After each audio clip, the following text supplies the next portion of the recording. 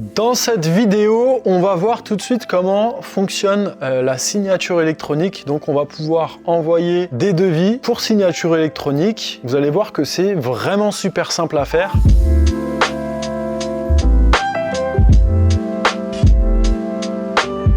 Donc pour ça, on va d'abord créer un devis.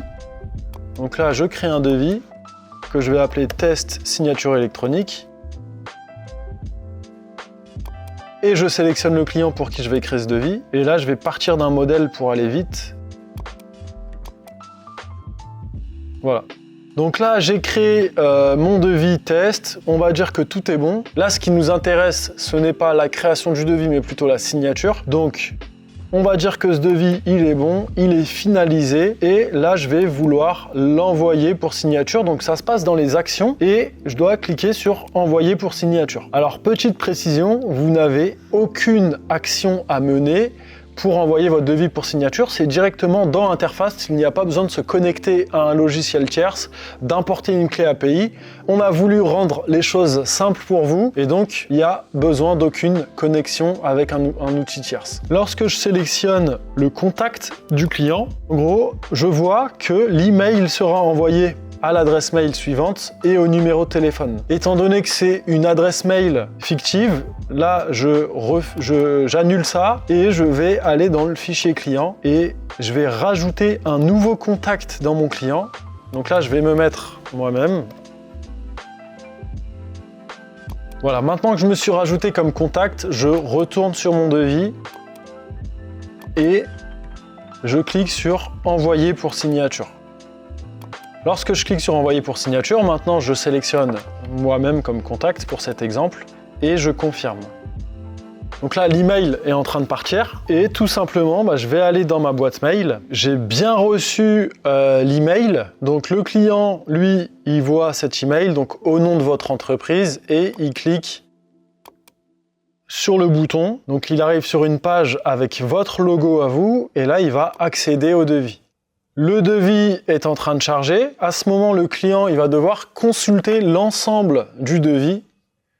Voilà, donc là, je suis arrivé en bas du devis et s'il y avait d'autres documents qui avaient été joints avec le devis, à ce moment-là, le client aurait dû cliquer ici pour lire et consulter l'ensemble des documents. Une fois que j'ai consulté l'ensemble de tous les documents, ici, on me permet de signer. Donc le client va cocher la case, continuer. Il doit valider le fait qu'il a bien lu les documents et qu'il accepte sans réserve vos conditions. Et il demande à recevoir son code de signature. Donc là, je reçois mon code, 708 331.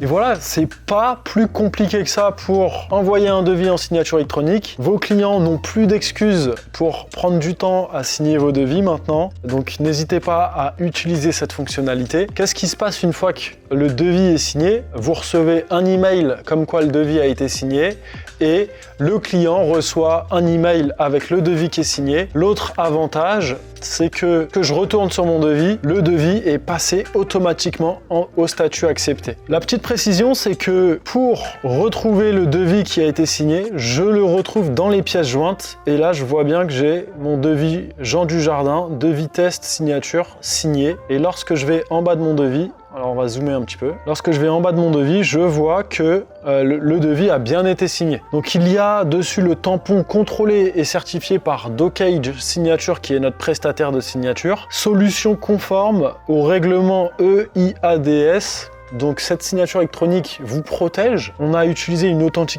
authentification forte puisque le client a dû renseigner et son email et son numéro de téléphone pour signer le devis. Ça, c'est le premier point. Et le deuxième point, c'est que EIADS, c'est-à-dire que cette signature répond aux exigences européennes en termes de signature électronique et donc le niveau de protection est vraiment très élevé. Voilà, c'est terminé pour cette fonctionnalité de signature électronique. C'est pas plus compliqué que ça. Bien évidemment, si vous avez des questions, vous pouvez nous les envoyer dans le chat. Et nous, on se retrouve dans la prochaine vidéo où je vais vous montrer comment remplir une attestation de TVA simplifiée directement avec le devis pour l'envoyer pour signature.